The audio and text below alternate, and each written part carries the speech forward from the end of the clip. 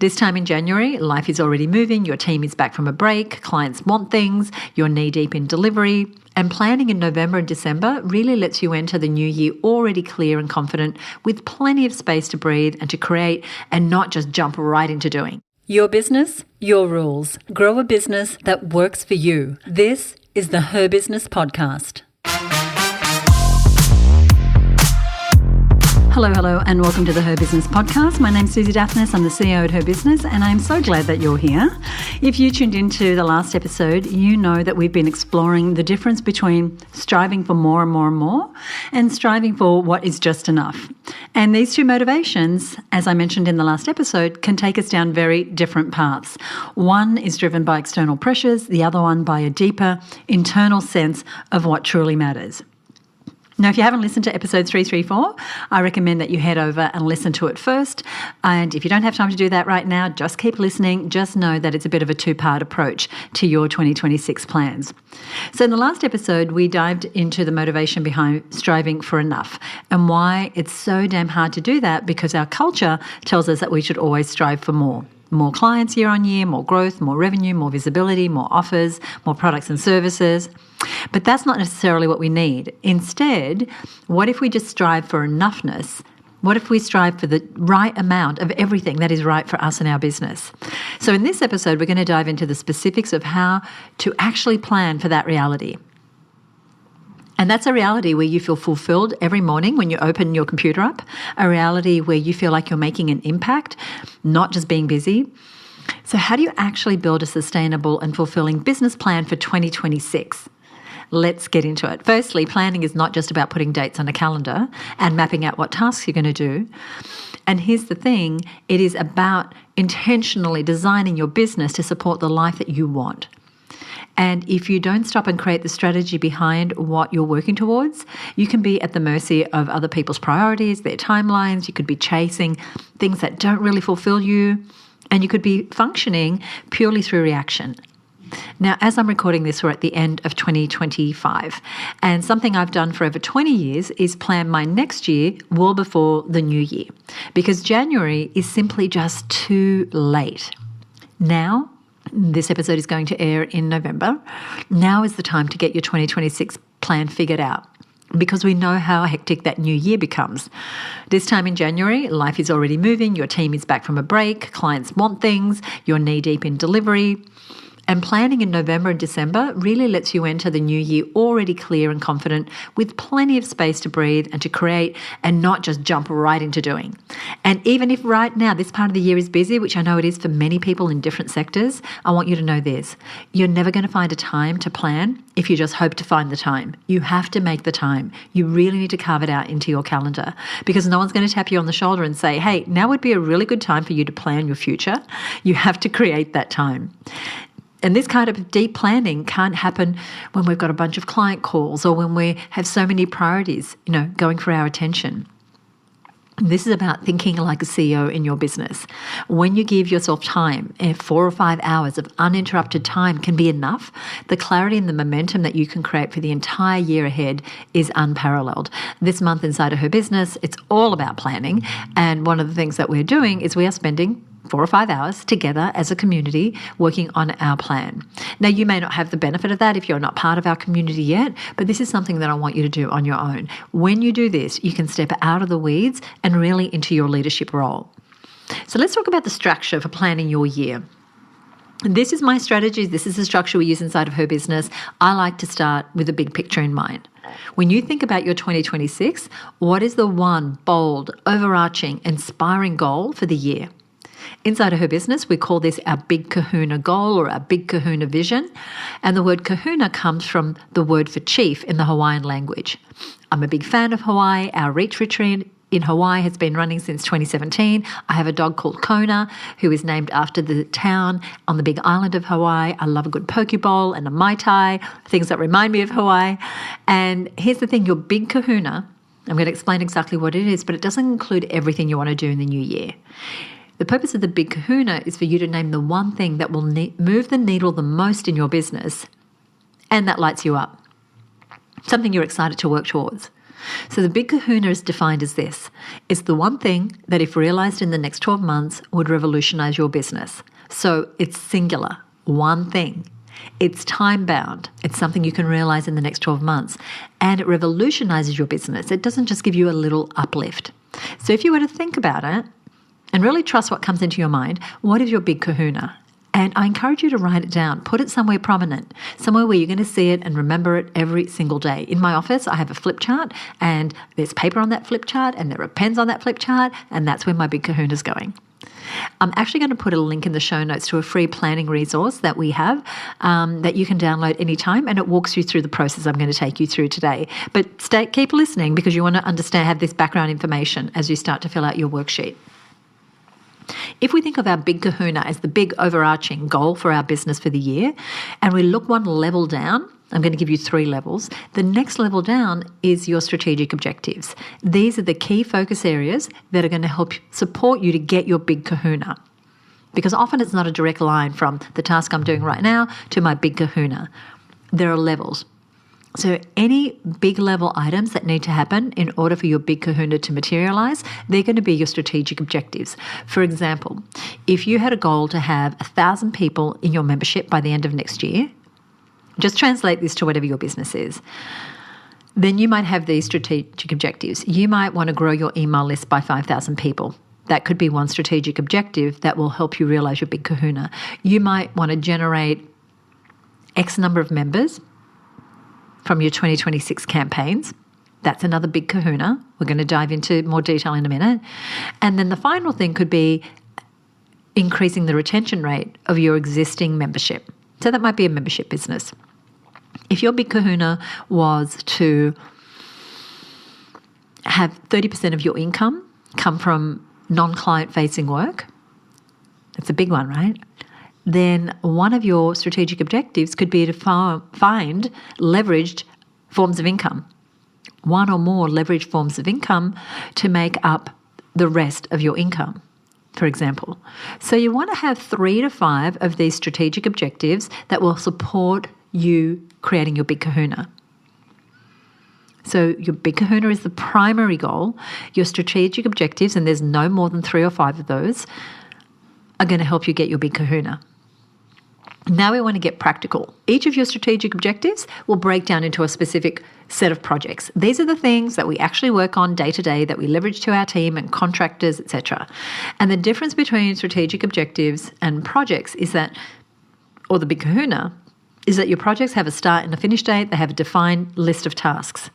But instead of having your tasks and to-dos listed in a haphazard way, you have projects that you put on your calendar at particular times of year, because they're going to help you get your strategic objectives, which will help you get your big kahuna. So, for example, say one of your strategic objectives was to increase your email list by 5,000 people.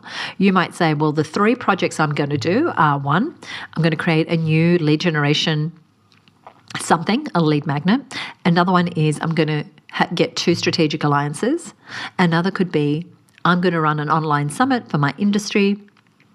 And between those 3 projects, I'm going to reach my strategic objective of generating 5,000 new leads. Now, could I have done that with 1 project? Maybe. But if your strategic objective is meaty, then it likely is going to have a number of different projects. But again, what I want you to think about is simplicity. 3 to 5 strategic objectives. I pick 3. And then 3 to 5 projects. Now that would be 3 5s. That would be 15 projects a year. That is quite a lot, because when we start to look at projects and we break them down into tasks, these are things that need to be done on a daily basis by us or someone we contract or someone we hire. And so when you're thinking about your projects and your strategic objectives, and as I said, grab the download. It's going to make it so much easier for you to visualize this. You want to think about, well, what resources do I have? Do I have the time? Do I have the money to put all these things on my calendar for next year? Do I have the experience? Do I have the team to get them done? And we want to make our decisions being aspirational, but also knowing that we're not going to run ourselves, into a hole because we're putting things on our calendar that there's no way that we have the resources to do. And time is the most valuable resource. So I really want you to protect your time as you think about the new year and really put in place activities, projects, tasks, strategic objectives, and a big kahuna that's really going to move you towards your ideal business. And as you put your projects into your calendar, remember to not layer them on top of each other. Remember to put them in an order where one builds onto the other, and to leave enough runway between each project to execute the tasks that are required for that project to be successful. Sometimes we can really trip ourselves up just by piling so much on our plate that everything runs into the other thing, and we're always running behind and chasing our tail. And this has been such a lesson for me and for our team, to just really simplify and do more with less, right? That is the definition of leverage, doing more with less. And we're trying to leverage our time and our energy and our resources to get the best results. So once you've done all the parts of the strategic planning framework, the thing that I'm going to give you a download for, and you can go get it now if you like. It's at herbusiness.com/335 if you want to listen along to the rest of the episode while looking at it. You can do that now, or just grab it later. You're going to have a very structured plan for your whole year. You'll know the projects you're working on that have a purpose. They're all connected to your strategic objectives, and all your strategic objectives are pillars to accomplishing your big kahuna goal, that thing that you identified as the one thing that, if realized in the next 12 months, would revolutionize your business. So this is not just a system that I've used for years. It's a system that I've passed on to thousands of women business owners inside of the HerBusiness community over decades, and it's worked for them too. Because this structure brings focus, it brings momentum, and it gives you a plan that is both inspiring and something you can execute. It's been described as having a GPS for your business. Isn't that great? Having a GPS for your business for the next year. So grab a piece of paper, open up a new document, pull your notes app up on your phone, and get started on this process. Or better still, get the download resource at herbusiness.com/335. And start thinking about what your big kahuna is going to be for 2026. I'd love for you to share it with me.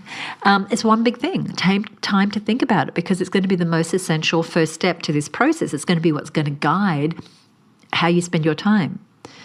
And decide when you're going to give yourself that time to sit down and do this planning session, sometime where you have no distractions, or as few distractions as possible, when you can put everything else away and you can start to build your plan. Now, there are some traps that I see women falling into when they sit down to plan, and I want to share those with you and warn you because they're so easy to fall for. And the biggest one is over-planning, and I kind of hinted at this before. We want to create this big, grand, better than every year before, beautiful plan for 2026, right? But is it grounded in reality? Do you have the time, money, team, experience, knowledge to execute on all of those in the time frame you've given yourself? I know you can do anything, but you can't do everything now. And so really thinking about the cadence of your year. What's happening? Does someone have a milestone birthday? Is there periods of time where you're going to be looking after your kids or your grandkids or your aging parents? Are you going to be on vacation? Really build your year for success. How you plan now is going to affect how your whole year rolls out. And if you overplan and you set your ambitions beyond your capacity, how's it going to feel when you don't get those goals? I don't want you to have that feeling. I want you to feel like, yes, I said I was going to do this and I did it. So you want to get that balance between being ambitious, which I love, and being realistic. And that's why I love having a sounding board for my plans, right? I plan with others like me. It's why we run planning day, inside of HerBusiness, so that we can get a little feedback and get a reality test and a sounding board from other people who care enough to, give us the feedback, but are not attached to what we do. Another trap is to fall into all the details. Some of us go into so much detail that it gets totally overwhelming, especially those of you who think, I don't like planning. Do it big picture. Do it in a way that works for you. Because maybe you're talking about lead generation and you want to focus on, what am I going to do to generate leads? What month is it going to happen in? What are the tasks related to that? You don't have to have all that level of detail, all the tasks right now. We're just looking at the big kahuna, the strategic objectives, and what are the projects. Then you're going to go away, you're going to build out all those details, because we do need to know what are all the worms in the can, as I like to say. What are all the tasks that must be completed in order for that project to be completed? All right, so you don't want to go too big picture. I want to double my revenue, and let the heavens see what they can do. And you don't want to go into so much detail that you're just not making progress. So follow the system that I've given you and you'll come to that really sweet spot. And it's going to be just enough to guide you without dragging you into overwhelm. There's another trap that I want to mention, and it's when business owners go through all the work to complete a plan for the year and then they never look at it again. That's why I'm saying put your big kahuna somewhere where it's visible. Every month, take time to review your progress inside of Her Business. Our growth groups, which are our peer-to-peer accountability groups, they're designed so that women have a sounding board every single month to see how they're tracking with their progress. We have quarterly strategy meetings where we relook at our shorter-term goals, like what is my 90-day plan for my money, my marketing. Okay, so you want to give yourself the chance of success, and the best way to do that is to not have any of this planning be ad hoc, in that it's systemized and planned for. When we say yes to everything that comes our way, we can end up being really, really stretched thin and straying off our path. That's why the more planning on a big picture level we do at this end of the year, the better. And what we discussed in the last episode 334, was that you want to plan for what is enough. Not for every possible project you could do. What is enough? What is going to get you your goals? And we have to honour our capacity, which means saying no to things that don't align with your big kahuna, even though it's shiny, even though it's bright, even though your competitor's doing it. It's really about saying yes to the right things, striving for enough, striving for fulfillment in whatever is important for you. And maybe that does mean stretching yourself and pushing yourself a little bit harder this year. Nothing wrong with a good challenge, but there's a difference between a healthy stretch goal and a goal that's destined to have you burn out. A healthy stretch goal is something that excites you, maybe even scares you a little bit, but it also feels possible with the right focus, with the right resources, with the right support. You know you can get there, even if you haven't got it all figured out. The goals that are destined for burnout, they're the ones they feel heavy and hard from the start. Trust me on this one. You look at them, you feel pressure, you shrink, you go into overwhelm, you don't know how on earth you're going to ever accomplish that in the time that you have. Right? It's almost a failure from the outset. So be sure when you set your big kahuna and those strategic objectives that you know the difference, that you know, am I stretching myself? I'm going to do a little better than this year in whatever field it is, whether it's managing a team or leading or financially or lead generation or whatever it is. Or does it drain you just to think about it? Does it make your eyes roll in the back of your head like, oh my gosh, how am I going to do this? Right? None of us want to be running a mile a minute. If your goals are so far away from where you are currently, meaning you don't have the resources or the experience or the willingness to make that sole priority, setting those goals could just end up hurting you. So I just want you to plan for enough. What is enough? I was talking to a friend of mine. She has a multi-million-dollar business. And this year was a little slower for her than last year. And at the beginning, when this one big campaign that she does every year didn't work out, she was beating up on herself so badly because she said, why is it that I feel like I have to outperform myself every year? More clients this year than last, more money in the bank, bigger team this year, right? And it's something that is an outside pressure and it is not a measure of success by your terms, right? This podcast is called the HerBusiness Podcast, but the tagline is your business, your rules. And when it comes to your business plan for 2026, how do you create a plan that's by your rules? A reason that we have a sounding board of other women business owners inside the HerBusiness community is because many of us work alone. Even if we have a team, when it comes to planning what is the business going to do in the new year, it's work that we do on our own. So if we don't have the accountability and support that helps us staying on track because we haven't created that structure around us with peers who understand us, it's like running a business on your own. And the thing is, a mentor of mine once said business is a team sport. That doesn't mean you have to have a whole lot of people on payroll. It means you want to have people around you. I'm sorry, I'm just on the tail end of a cough, so my throat is just that little bit scratchy. So we've all been there, feeling isolated with our goals, but getting out of that isolation, reaching out to other women in business, reviewing your goals and plans together, that excites me so much. It's what I do with my peers. It gives you creativity and strategy and input from other people who get what it's like when you meld minds like that. So I've given you some high-level things to think about today as you plan your 2026. You know what red flags to look out for. And you might be thinking, how on earth will I make time for this in my week? When can I do this? And my strategy is to incorporate weeks into the year when I can revisit my plans. Now, I'm working on my plans every day, but I have a non-negotiable. Every month in my calendar, there's 1 week when nothing gets booked. By that I mean no client-facing work. So no mentoring, no running workshops, no delivering seminars, no training, etc. It's time for me to refocus on my goals, to check in with my team, to look ahead, to see what needs to be done, to plan how I will accomplish my goals or how I'm going to correct on something that didn't work out. And I recommend incorporating free weeks or even a free day every month that is just I'm looking at the next quarter.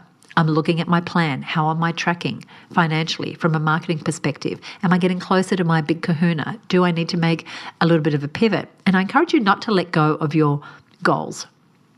Just like if we set a budget for the year and we miss the budget a couple of months, we don't change the budget. We just change our plan, right? And we just look at how do we make correction on this. So when you create intentional space in your life, you will stay in motion. Without intentional space, you're going to be staying in motion that is not sustainable. So at the top of this episode, I said the time will not appear for you to sit and plan. You have to create it. You have to make it. You have to schedule it. And you have to protect it. If you ask me how I planned 15, 20 years ago, it may have looked quite different. Actually, longer than that, because I've been doing this system for 20 years. But in the beginning, I thought planning meant filling every single inch of my calendar with activity. And actually, I've been guilty of that, many times since. Things are going well, I want to do more. Things are not going well, I want to do more. But what I keep asking myself is, does this thing that looks like an interesting thing for me to work on, does this align with what I want? Does it bring me closer to my big kahuna? Does it align with what makes me happy and the type of work that I want to do and the type of clients I want to work with? Now, every year I find that planning takes on more and more space. It becomes the more I plan, the easier it is for me to execute the next year. And I don't mean you're going to spend, a month planning, but really through November and through December, my team and I spend a lot of time planning. We start big picture. We get more specific. Like right now, we were building out our projects inside our project planning software for the first quarter. So they're all going to be there and done, and everyone will know what their deadlines are. And when you do that sort of planning, it doesn't just help you, it helps everyone around you. So we are making some changes inside of Her Business next year. We've got some great projects coming your way that we want to sink our teeth into. And it doesn't mean that the schedule is going to be busier. It means that it's going to be more and more aligned with our mission to help as many business owners as possible. So once again, think on your big kahuna. Make sure that that overarching goal for 2026 is in alignment with what you truly want, how you want to show up, the business you want to create, who you want to be. And I would love to know, after this episode, what your big kahuna for 2026 is. You can write to me at podcast@herbusiness.com. If you're part of the Her Business community, you can let me know inside of the community. You can find us on Instagram at HerBusiness and just direct message me. I cannot wait to hear how you're going to align your plan and your goals in 2026. And I'd love to hear your big kahunas. It's one of my favorite things. It's a signature term that you'll only ever hear inside of Her Business, because I came up with it many, many years ago. But it really, really describes what is that chief goal? What is that overarching ruling goal for your business? It's going to be a great year. Thank you so much for being here. Now, if you're thinking, Susie, I want to use this strategy, but I know I'm going to overwhelm myself, these are the exact type of solutions that we solve inside of Her Business. Every year, as I mentioned, our members come together to do this exact exercise. They brainstorm and they bounce ideas off one another in small groups. They set a time to create a plan for their next year. And then every month we check in to see how are we progressing with those plans. And that sort of accountability is what is getting our members creating more revenue than the average small business owner, having more wins, feeling more supported, knowing they're not doing it on their own. It's just so much easier when you have other people around you who get the stress and the busyness of business. If you are not a member of the Her Business Network and you are listening, thank you so much for being here. My invitation for you is to go ahead and apply. It's an application process. So if you head to herbusinessnetwork.com, you'll see an application form. Simply complete it. You don't have to pay anything to apply. I will get back to you within 72 hours. And if it feels like that we can help you inside of your community based on what you tell me you're looking to achieve in the next 12 months, then we will gladly welcome you. If you enjoyed this episode, would you go ahead and leave us a rating or a review wherever you are listening, or post it somewhere and tag us, or just get back to me and let me know. So Nicole from the $100 MBA, she's the co-creator and executive producer of one of Australia's and probably the world's most popular podcasts. She was listening to an episode of the show that I did with a woman named Monica Rosenfeld. Now, Monica has an initiative called Stories That Stir. And I interviewed Monica about storytelling. It's a really great episode. I'll put a link to it in the show notes. And Nicole said this. She said, I just listened to the podcast episode with Monica. It was such a great conversation, very inspiring. I hope lots of women tune in and feel moved to take action. Nicole, firstly, thank you. We're going to put a link to your podcast that you run with your husband, Omar. We're going to put that in the show notes. And thank you so much for listening. I appreciate it. And if you're listening and you enjoyed this episode, as I said, if you could do us a favor and leave us a rating or review, it really helps more people find us and get the sort of strategies and support and downloadable resources and things that we are making available to you as well. So once again, herbusiness.com/335 is where you'll find a summary of today's episodes. And if you're new to the show and you haven't already subscribed, click that follow or subscribe button and join me in the next episode for more inspiring stories, lessons from successful female entrepreneurs, and a whole lot more. I'll see you next week right here on the Her Business Podcast. Bye for now.